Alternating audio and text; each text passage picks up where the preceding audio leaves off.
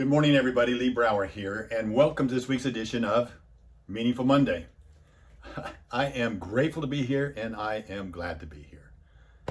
This is one of our most special weeks out of the year.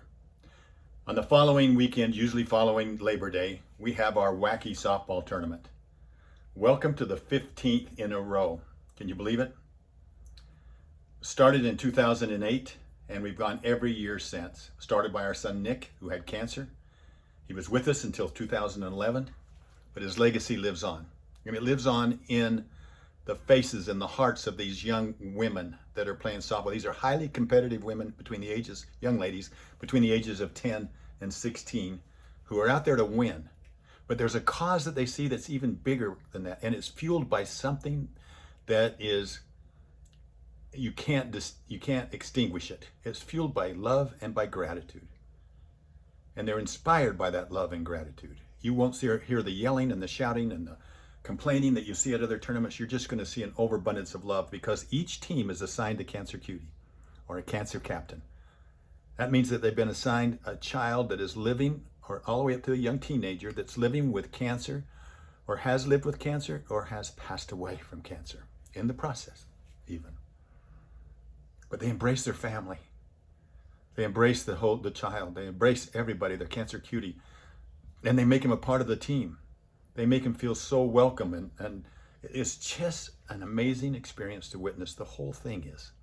It's incredible, absolutely incredible. You know, I was listening to a talk recently, TED Talk, by a guy by the name of Brother David Steindl-Rast about being happy and being grateful. This is the essence of what he talked about. He said, all human beings have something in common. What do you think it is? All of us want to be happy.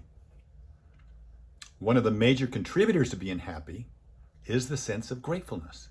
Gratefulness arises when we experience something that is valuable and freely given. Think about it. When something is valuable and freely given, that creates gratitude, which creates happiness. So how can we live gratefully? One, by just living, by experiencing life, getting out there, being involved. And then by becoming aware that every moment is a given moment. Every moment is a given moment. It's a gift. It's a gift. You haven't earned it. You haven't brought it about by any other way. And that moment, with all of the opportunity it contains, is the key to our happiness.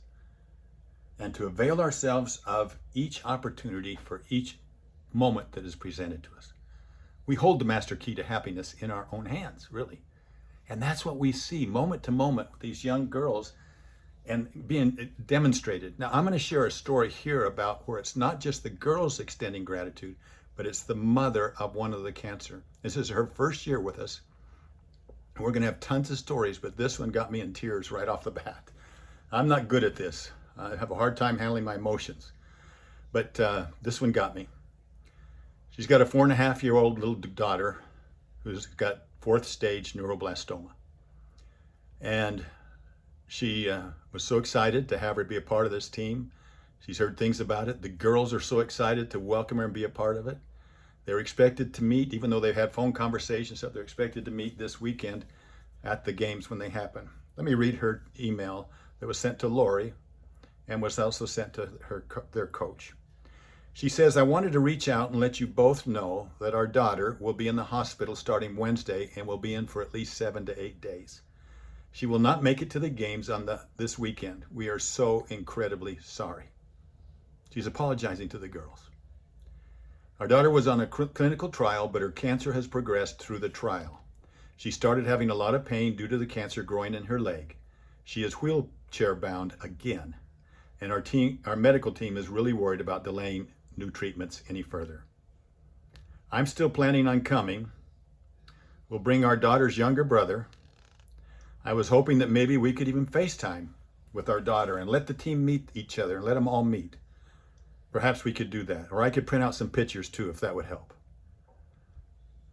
We know that so much time and effort has gone into making this a very special day for our daughter, and we want to honor that and make the most of it as best we can.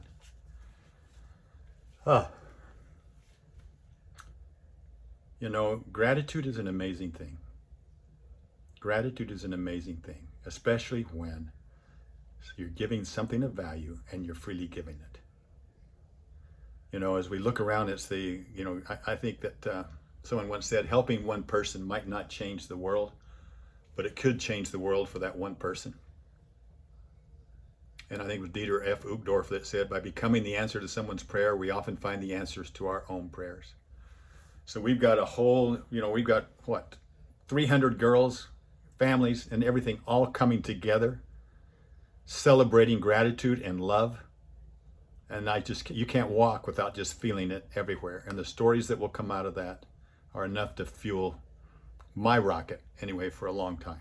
Very inspiring. Listen, let's make it a wacky week this week. Look for those opportunities that you can extend yourself to others. Let's make it wacky. Have a meaningful week. I'll talk to you next week. Bye-bye.